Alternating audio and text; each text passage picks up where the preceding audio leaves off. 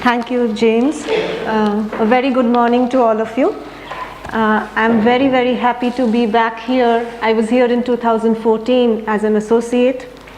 And I took back so much from NSTS in 2014 that when Professor Maxey invited me this year, I couldn't say no. So I am back here in the same room, and I'm very happy to share some of my thoughts on translation studies with you this morning. And I am looking forward to your inputs and comments, which will enrich my work in a vital way. So I have a PPT, and I will go back and forth in reading, showing you certain videos and clips, and some images that I have on the PPT. So my talk today is titled Translation Through Genres, Some Examples from India. Very roughly divided into these 6 sections. So I begin with a very general introduction where I talk on translation studies in the Indian context. And I'm glad to know that there are people who work on India and translation studies in India in this Nida school. I have 3 examples, if not case studies, which will help me make some larger points about my observations regarding the enlarging of translation studies in the Indian context, which will be followed by a conclusion. There are some claims that I am making here, and the claims are that the rich repertoire of translation studies in the Indian context and the inadequacy of using the original translation binary in this context. That is one of the main claims. To talk about this claim, I will be using examples to talk about the complex role of English in the Indian context and the rise of Indian writing in English as a genre in itself. And to explain this, I will take resort to forms. Forms, not just literary forms, but forms of the everyday. You will see those examples which I will cite as a site for translation. And the question that I will be posing is, can we use forms to teach and learn translation, / translation studies?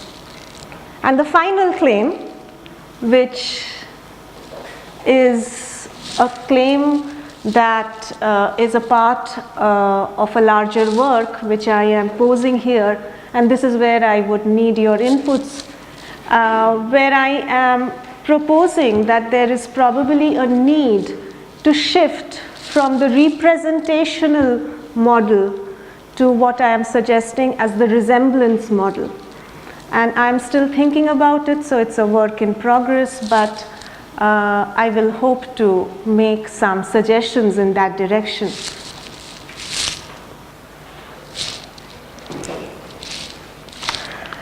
Needless to say, India is a multilingual and multicultural space. The classroom itself becomes the site for translation, where different students articulate and translate their notions of translation. With at least 22 official languages spoken in different parts of India and the innumerable other living languages that are not officially recognized and yet form a part of the linguistic fabric of my country, it is a daunting task to even begin talking about translation in the first place. Even before one starts talking about translation, one would perhaps want to undertake the impossible project of translating the word translation in all the languages of the world, going beyond its Latinity. In fact, we have a rich and complex nomenclature for the word translation. We have something called word anuvad, originating in Sanskrit, which literally translates as following speech. We have tarjama, the Arabic Persian root word. We have tarjama-e-hal, which means biography. We have tazkira, which means memoir. So there's a huge source of loans for us. But the colloquially used versions of the word translation are the ones at the bottom of the slide. Bhashantar, which literally translates from one language to another in its external reality. We have rupantar, which actually translates as a change of form. And we have something very interesting called bhavanuvad, which literally translates as translation of ideas and feelings. So in all these renditions, in the use of the word translation itself, there is an indication somewhere of transformations. That is where I am heading.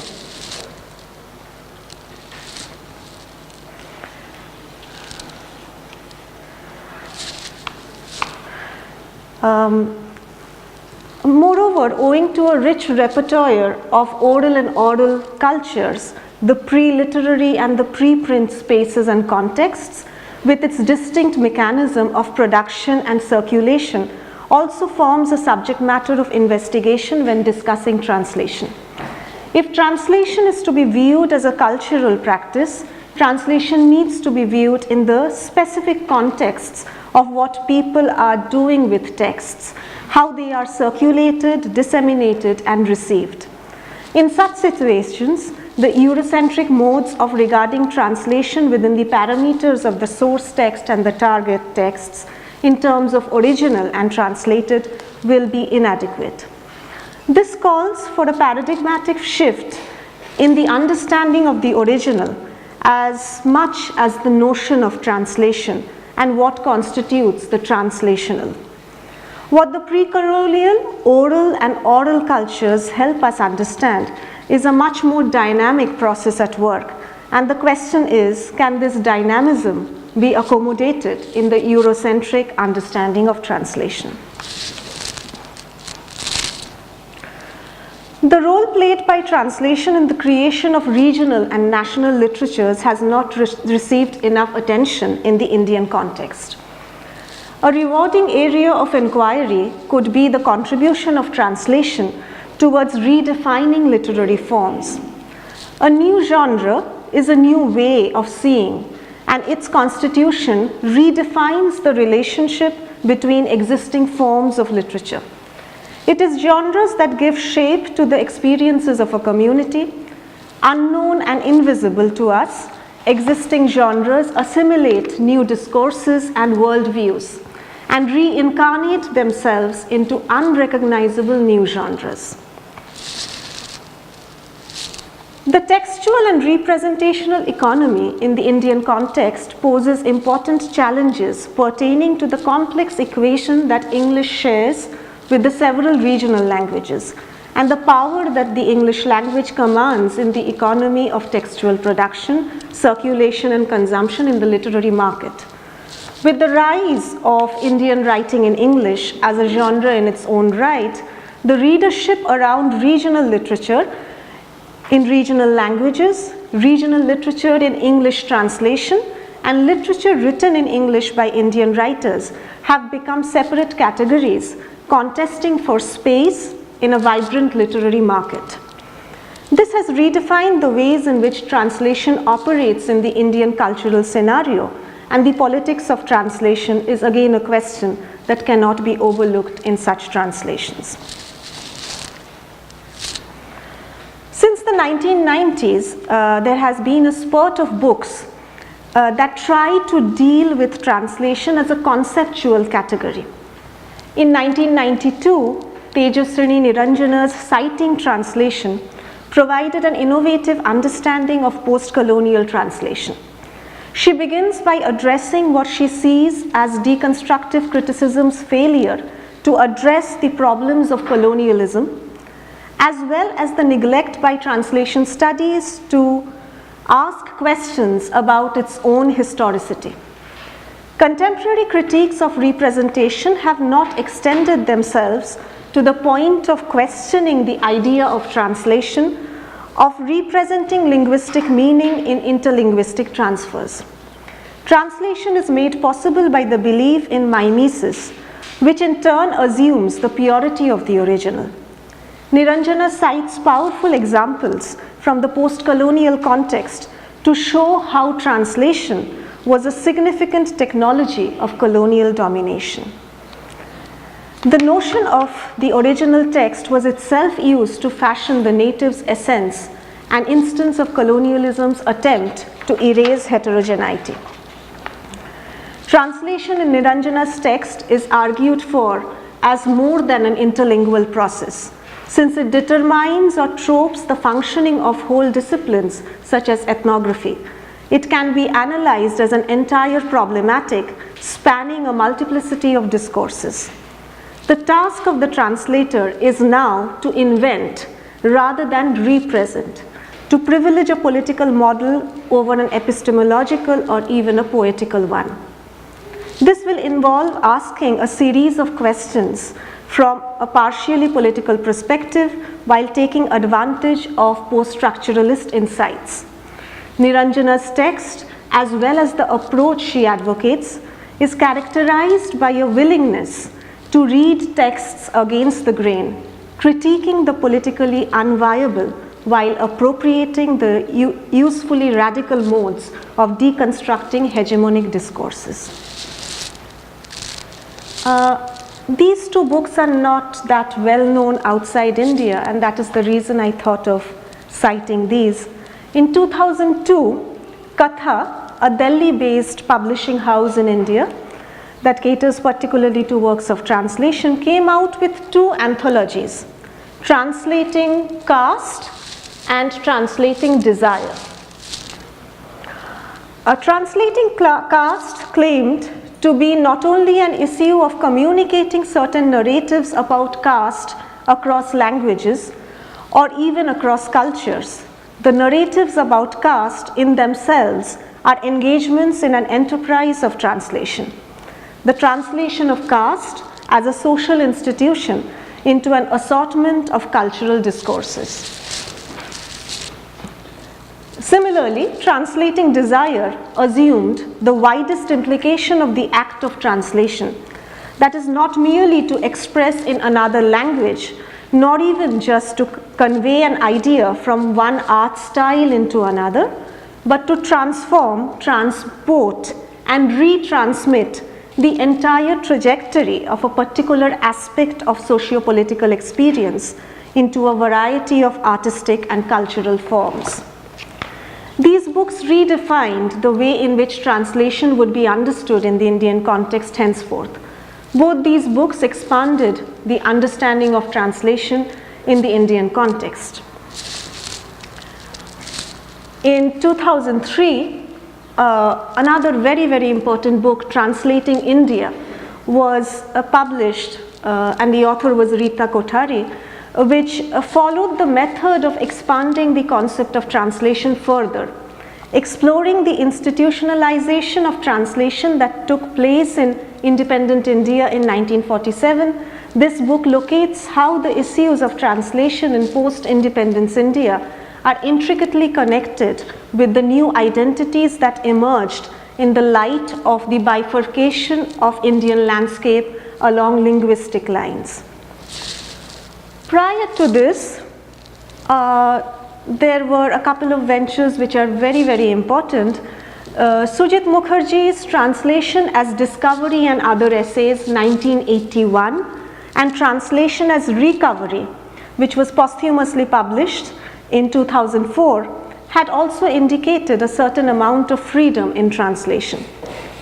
P. Lal, of the Writers' Workshop fame, who had coined the word transcreation as a methodological apparatus and had practiced the same in his transcreation of the 18 volumes of the Mahabharata, the great Indian epic composed by Vyasa, had encouraged the creative aspect in translations, which was a departure from the strict model of equivalence.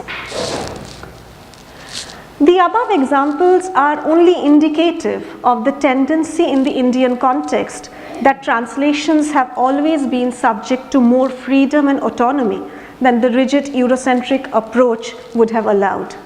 Inevitably, in India, we at least inhabit two or more linguistic domains, which would include the national language, Hindi, one of the regional languages, which could be one's first language, and perhaps another language, which may be the language of the state in which one is working and which is not one's home state. Beyond all these, English is a language that is often used over and above these languages and has become a language of the official correspondence in most states of India now. In fact, the English language came to India and from the 18th century onwards gave clear signs of wanting to stay on. One clear sign was through acts of translation.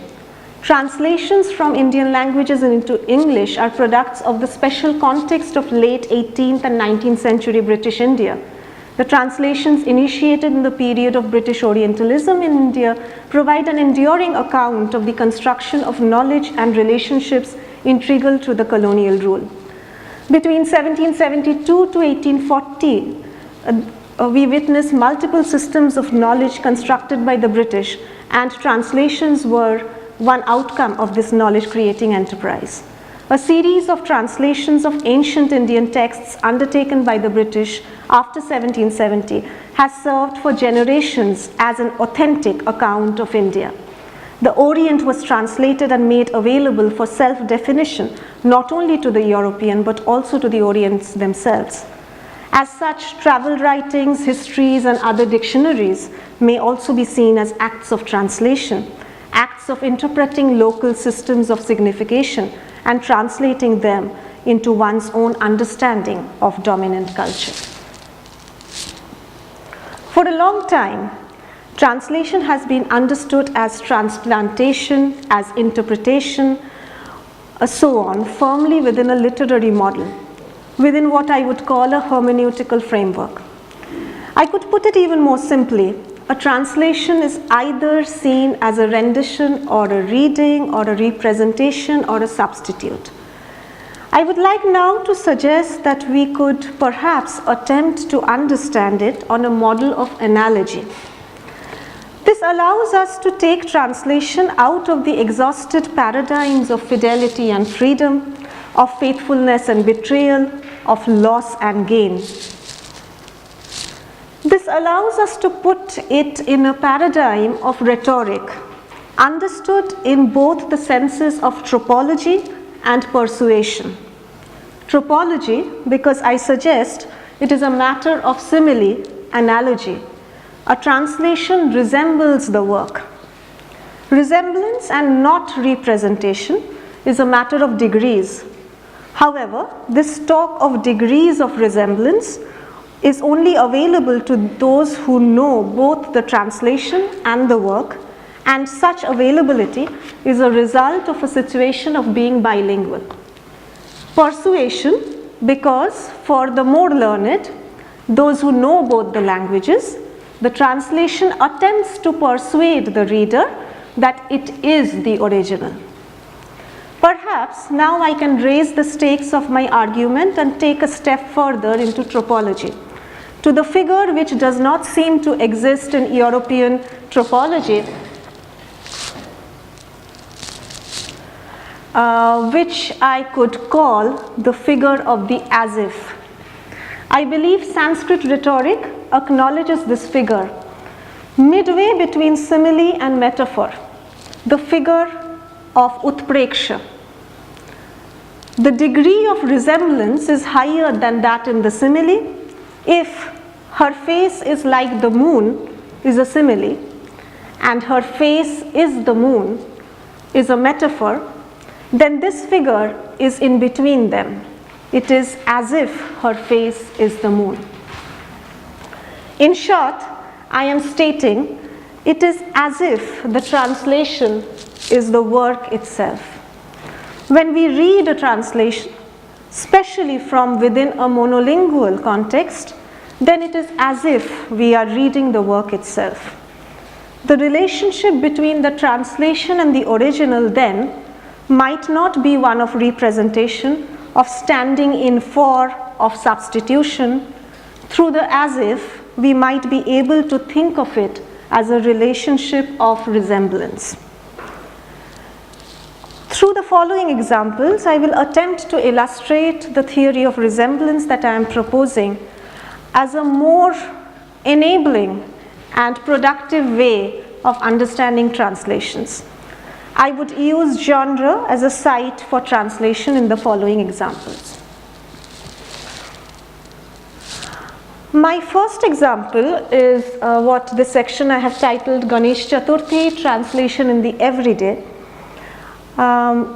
is where a group of youngsters created a fusion of the hit HBO television series Game of Thrones and the usual Ganesh Chaturthi festival celebrations in Maharashtra. Now, Ganesh Chaturthi, for those of you who may not be aware of what it is a 10-day long celebration, both regional and cultural celebration of the elephant-headed god Ganesha, which happens around August and September and happens with full pomp and show in Maharashtra. Maharashtra, a state in Western India, and I teach in Maharashtra. So it is very interesting for me to see what is happening in the rendition that we will see right now. So I'll show you a tiny video, 3 videos in fact, and then make my point.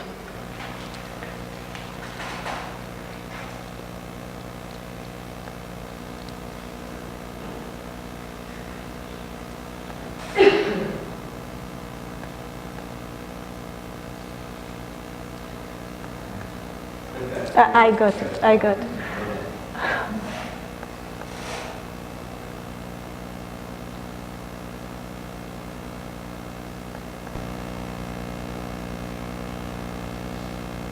That doesn't work?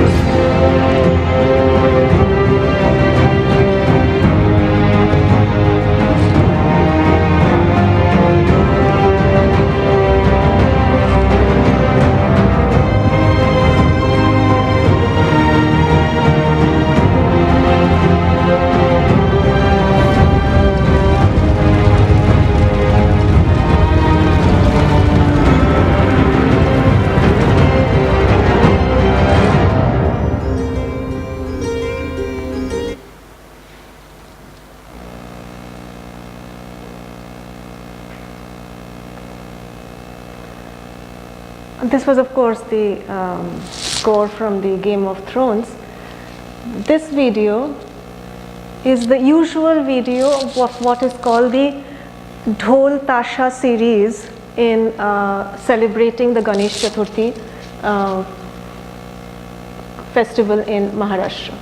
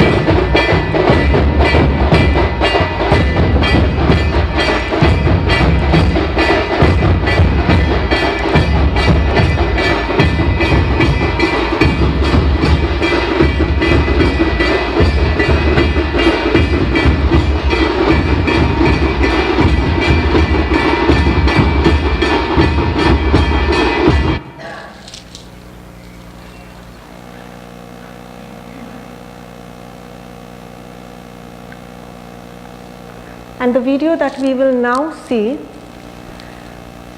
you will see this and then I'll make my points.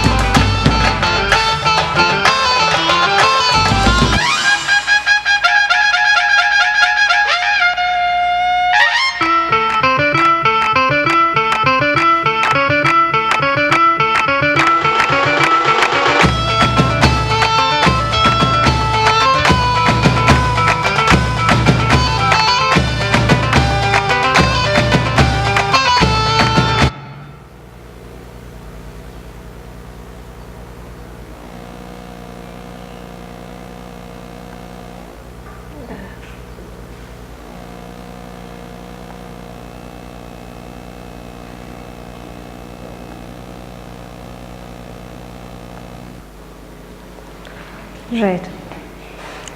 So, unlike the Game of Thrones, music that you saw, which creates, gives a feeling of dark, foreboding tune, which is integral to the show. In the Dhol Tasha cover version, the Indian musical instruments such as dhol, legims, tal, tutari, the bulbul tarang gives it a happy and festive feeling, which is the aim of the Ganesh Chaturthi celebrations. This rendition put forth larger questions of the rhetoric of negotiation that invades the mundane but often goes unnoticed and untheorized. Can we read this as an instance of translation?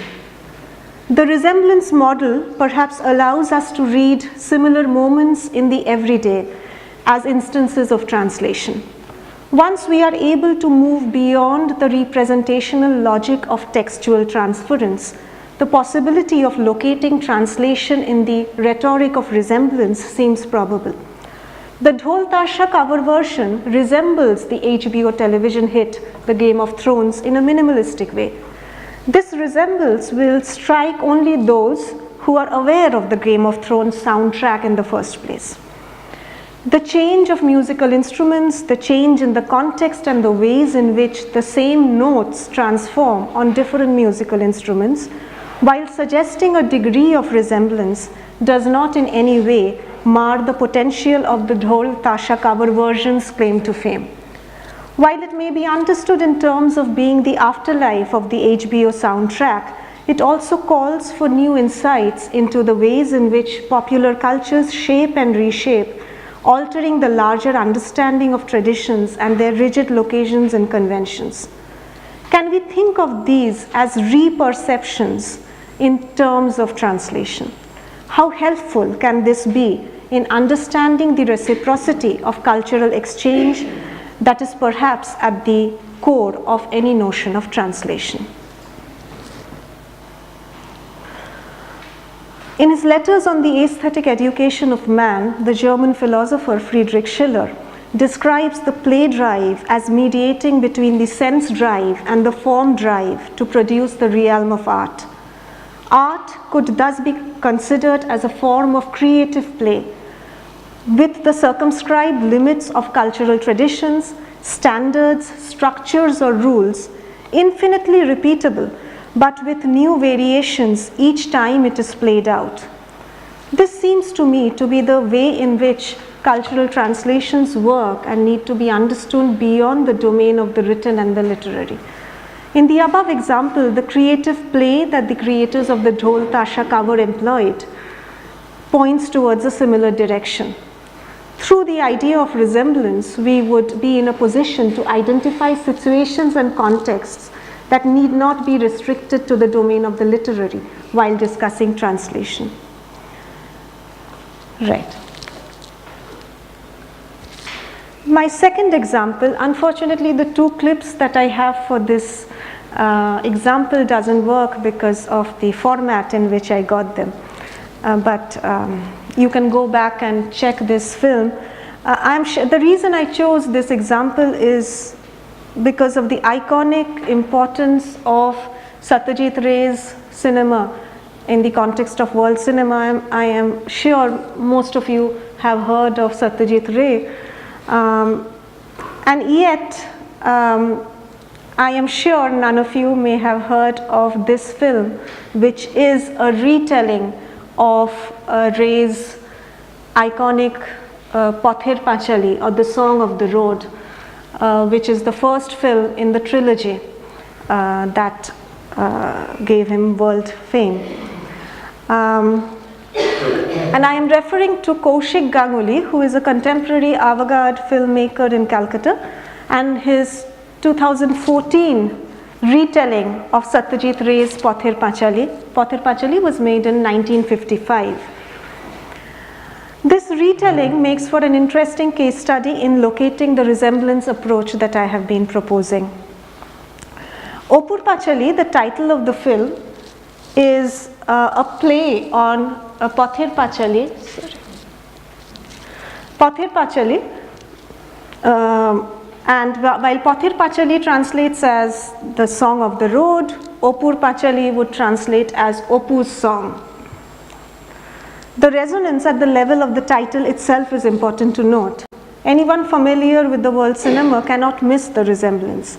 It is as if Kaushik Ganguly is reminding his audience to draw immediate parallels between the iconic Ray film and the little story and his attempt at subverting the order of history. Opur Pachali tells the story of Shubir Banerjee, whom the world knows as Opu. The reason I'm going into the plot of the story is because I feel that many of you may not have heard of this film. Am I right? Yeah? Okay.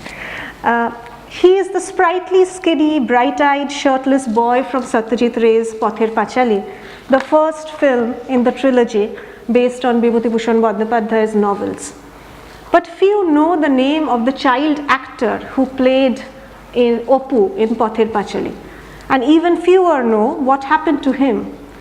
Opur Pachali chronicles and performs the life in an attempt to transgress and subvert the exclusionary nature of history. Shubir was 10 when Ray selected him for the role. Shubir's family resembled the fictional one he was about to enter. There are other striking resemblances between his life and Opu's, which Ganguly tries to highlight using techniques inspired by Ray's work and tells parts of the story in black and white. This consciousness about the craft of filmmaking and the parallels from the lives of the actors feed into each other, creating a playful mixture which sets the stage for a new performance, the untold story of Shubir's reality. The film begins with the real-life incident, the German government wanting to fly Shubir to an event where he would be felicitated along with other child actors from classic films like Bicycle Thieves or E.T. However, they do not know where to find Shubir. They send the invitation to the Satyajit Ray Film and Television Institute in Kolkata, and a student takes up the responsibility of delivering it. Thus begins the journey in search for Opu Shubir. Shubir Banerjee's life has not been the same after he performed the role in Ray's film. He has tried hard to make peace with the ghost of Opu, but the latter has disrupted his life in more ways than one. Being largely ignored in the film world after the brief stardom, Shubir has been trying to balance the extraordinary event in his life with its otherwise ordinariness. It is both a source of distinction among acquaintances in his mundane existence, but on the contrary, it is also a source of discomfort, a blatant contrast through the iconic imagery of his childhood and the anonymity that followed. Ganguly creates an interesting myth versus reality counterpoint between the stories of Opu and the making of the Opu trilogy on the one hand and the real life of Shubir Banerjee on the other. Opur Pachali consciously emulates Ray's limpid style while detaching itself from the narrative of his legendary life and work, rather showing him from Shubir's perspective, which is sometimes critical and colored with a sense of hurt and betrayal.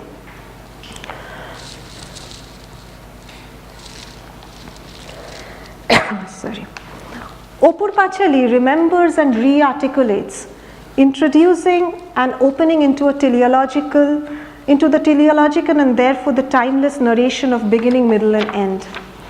Film texts, like theatrical texts, are animated by a sense of collaboration in production and collective audience.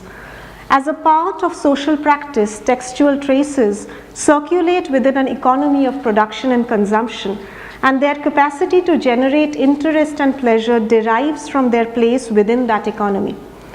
Bibhutibhushan Bandyopadhyay's literary texts, Pother Pachali, The Song of the Road, Aparajito, The Unvanquished, was adopted to film texts in Opu trilogy by Satyajit Ray, and the films that he made were Pother Pachali, Aparajito and Opur Shongshar. Ray's views on using literary texts for his films is a point to be noted here. He remarks, "In most cases, particularly with the modern stories I have chosen for films, the original novels were second-rate, not really strong. In fact, with lots of weak patches and on the whole, poor in conception.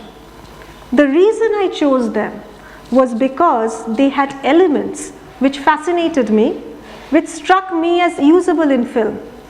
Those were retained, and then the rest was transformed in the process of writing the screenplay. This transformation is in a way of a criticism of the original," end quote. Ray is indeed commenting on the need of two kinds of texts necessary for two different economies of production and consumption. Moreover, the need for transformation is identified as a way of negotiating the original. Almost 6 decades after Ray's Pother Pachali, Kaushik Ganguly's Opur Pachali is yet another attempt at transforming the original, a process in continuing the cultural exchange that works of art of varied genres are known to generate in different situations and contexts. My last example. How am I doing for time? Yeah, okay. My last example is Meena Kandaswamy's The Gypsy Goddess.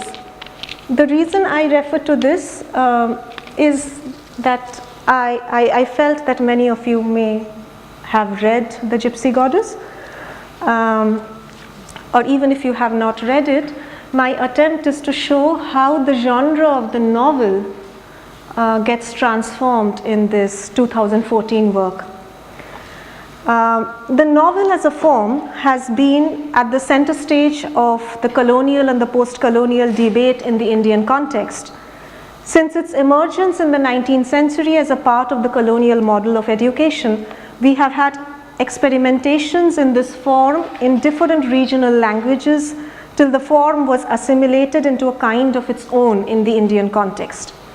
In fact, one can perceive the ways in which the novel as a new genre became a site of a dual struggle, dual struggle against the constraints of tradition on the one hand and the hegemonic tendencies inherent in the process of colonialism on the other. The early novels in most Indian languages convincingly illustrate this point. Traditions had to be reclaimed and revitalized as a part of modernity in order to establish their continuity, while at the same time the legitimacy of modernity depended on how it conformed to tradition. The negotiation between these two worlds is what one notices in the early experiments in the novel.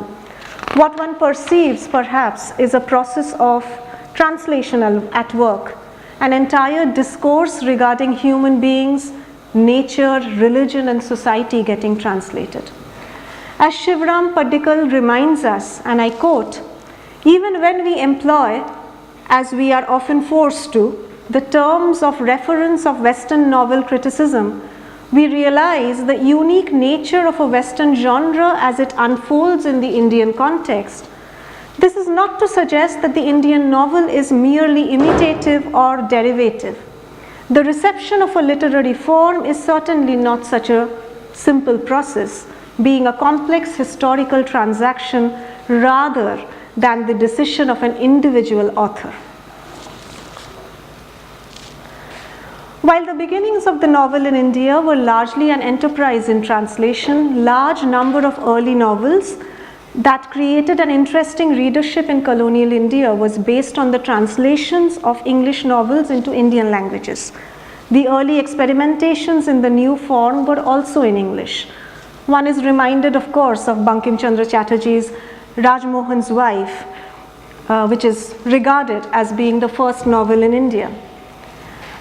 Shishir Kumar Das, in an essay titled Assimilation of Foreign Genres, makes a very, very interesting point about the readership of the novel. And the quote is there. He is quoting from a play, or from an anonymous play in the 19th century, where two people are talking to each other, and this is what is happening, where the lady who knows how to read is saying, "A series of new publications have appeared these days.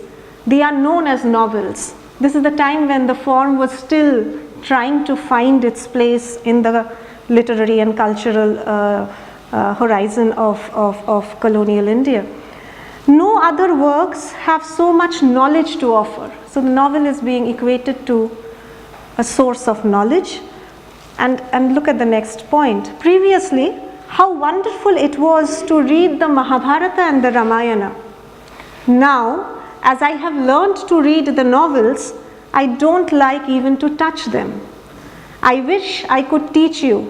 You would have known the delight of reading novels." So there's a juxtaposition of religious texts to fiction, a form which was still trying to make itself available for an audience which was not familiar with fiction and had only access to religious texts. This newness, so I'm concerned about the newness of the form. In the 19th century and now in the 21st century, you have a very, very interesting experimentation in narrative in Meena Kandaswamy's The Gypsy Goddess. This newness of the form has continued to surprise readers, and Meena Kandaswamy's 2014 debut novel, The Gypsy Goddess, will be my reference point here. Needless to say, with the sport of fiction in English by Indian writers, the English language has become a means of experimentation and transgression. The Gypsy Goddess is a creative play of sorts. It tells the story of Dalit agricultural workers in Tamil Nadu and the oppressive functioning of the upper caste landlords. Please refer back to the book Translating Caste that I had mentioned earlier. Here is something of a similar kind that is happening. Kandaswamy is translating a real life event into fiction and is repeatedly struggling to do that. The Gypsy Goddess is a creative play of sorts. It tells the story of the Dalit agricultural workers in Tamil Nadu and the oppressive functioning of the upper caste landlords. The Gypsy Goddess narrates a particular incident in 1968 in the village of Kilvanmani, the massacre of a group of farm workers, almost an entire village. This forgotten, gruesome episode in history is resurrected only to grapple with ways of narrating it. History and fiction are juxtaposed to create an aesthetic mixture that reminds us of the craft that went into the making of the Gypsy Goddess. Kandasamy brings in an array of narrative and generic techniques, a polyphony of sorts, to tell her story. Just to tell you very, very briefly, the massacre in question took place in 1968 in the Tanjore district of Tamil Nadu in South India. The Gypsy Goddess revisits the massacre at a time immediately after the Green Revolution, when the farm yields of paddy had risen. Agricultural laborers in the region, largely Dalits, mobilized by the Communist Party, demand a higher share of the yield. They go on strike. The landlords break the strike. However, one village, Kilvinmani, remains steadfast, red flags hoisted, refusing to work. On the night of December 25th, the landlords send in rowdies and police in trucks. Frightened, the villagers start to run. The rowdies lock them from outside and set the hut on fire. 44 people, including women and children, are burnt alive. Later, in corrupt episode for flawed investigations, the perpetrators are acquitted. This gruesome historical episode seems hardly to be an apt story for a novel. In fact, the massacre in Kilvinmani has been written about in historical records as well as in memoirs. However, Kandasamy's retelling, choosing the novel as a means, is a way of playfully translating the genre in not only subverting and transgressing the rules of the form, but in charting the history of untold caste atrocities that have always troubled relation to mainstream history and literature. Can the novel be a fit genre for such a cruel, gruesome episode in history? Is a rhetorical question that Kandasamy raises again and again. In interweaving the historical, the political, and the fictional, and notions of generic adherence, Kandasamy's translation of the form lies in her sheer poetic rendering of the event. The consciousness of the craft behind such narrativizing is repeatedly evoked only to question its utility. In a section titled Notes on Storytelling, she writes, "It is difficult to write a novel living in a land where despotic bards ensured that for more than 1,000 years, literature existed only in the form of poetry. Alliteration under the armpit, algebra around the rhyming feet, meter was all that mattered. But every language put forth its own share of Bacons and Banyans, and so Tamil prose was born." End quote.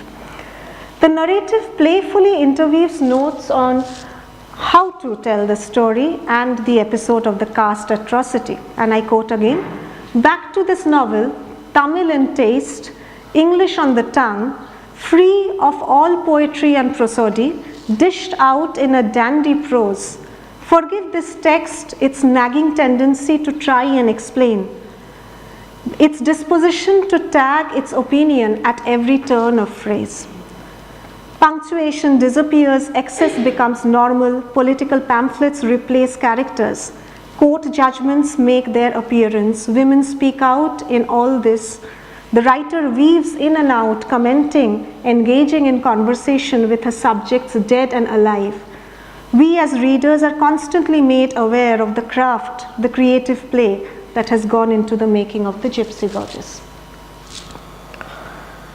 The stage is set, the performers are summoned, and the reenactment begins all over again. And it is in this reiteration, the impossibility of narration, that the performative transgression lies. The age-old debate between history and poetry is evoked again. Kandasamy uses history to point towards the impossibility of using it in fiction, and yet uses it to create a layered subversion of truth, of historical discourse.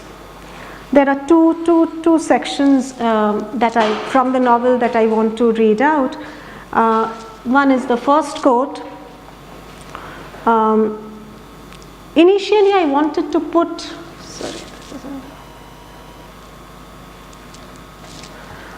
I have forgotten to put it up here. Initially, I wanted to put this section on poets and rivers down as a footnote and forget all about it, about the fictional element. Last time I wrote a footnote, however, I made the mistake of suggesting that the Ponar and the Sankar, two local guardian deities, were the Arundhatiyars, an oppressed, untouchable caste, and a case was slapped on me by the touchy, touchable caste Hindus 7 years after the book appeared. I received a summons to court and was charged with wantonly giving provocation to the intent to cause riot. And that goes on. And the next quote is where she is describing this entire back and forth into memory, history, and fiction writing, where she is saying, because I have taken the pleasure in aggressive act of clobbering you with metafictive devices, I can hear some of you go, what happened to the rules of the novel? They are hanging on my clothesline over there.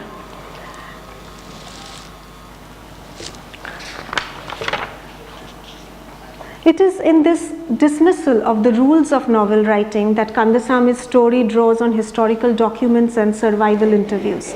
But all that becomes a part of the narrative. The gypsy goddess defies conventional storytelling techniques by paying as much attention to options that were ruled out as the ones that were included. There is no plot or character in the gypsy goddess. What is there are plenty of anecdotes and stories all waiting to be told and retold, creating counter histories in the grand narrative of history. I come to my final 2 slides. In understanding the above examples, I have used the word translation in the widest sense as a non-representational category. The urge is to understand translation in terms of resemblance, which it seems to me will make available a plethora of domains and disciplines that were unavailable to translation studies earlier. It seems to me that the more we are able to move beyond the strictures of the original translation binary, there will be a greater possibility of perceiving what I have elsewhere called the enabling aspect of translation. Translations enable certain forms of communication. To use Ganesh Devi's phrase, India has what he calls a translating consciousness. A continuous straddling of different languages by its multilingual citizens has made translation in India a familiar and everyday affair, hardly worth theorizing. Very little thought has been expended by Indian scholars on the aesthetics of translation or the place of the translated texts in literary systems. This lack of theorization has neither hindered the everyday nature of translation nor the unplanned literary exchanges between one Indian language and another. Since the 80s and 90s, as I have illustrated in the introduction, some academic interest in theorizing translation in India has been observed. These have also been spurred by the developments of translation studies in the Western academic world. While not oversimplifying the correspondence between theory and practice, East and West, it might nevertheless be necessary to probe the theoretical shifts that translation studies have undergone in the last 4 decades or so. As an intervention in this highly complex domain, I humbly propose the trajectory of resemblance as a furtherance, a building on the already available theoretical base on which translation theory and practice has so long been premised. When the premise of translation is no longer representation, perhaps a lot more freedom becomes available in exploring intersections and transactions in the domain of the non-literary as well as the literary. The above examples have made an initial attempt in that direction. Thank you.